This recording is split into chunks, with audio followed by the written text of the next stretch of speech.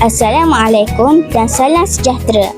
Hari ini saya ingin berkongsi tentang kepentingan menggosok gigi.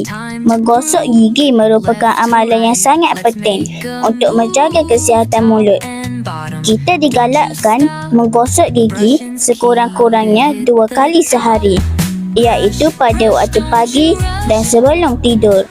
Amalan ini membantu membuang sisa makanan dan plak yang boleh menyebabkan gigi berlubang, nafas berbau serta penyakit gusi.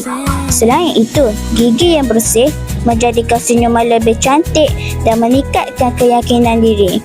Dengan menjaga kebersihan gigi, kita juga dapat mengelakkan kos rawatan pergigian yang tinggi pada masa hadapan.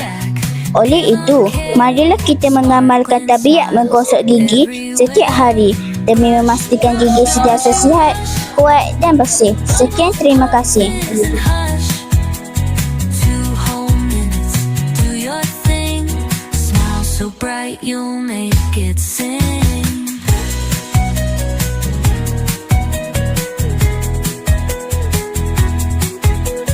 Tick-tock, timer's on. Keep brushing till the end of the song. Up and down, side to side. Brilliant teeth bring endless pride.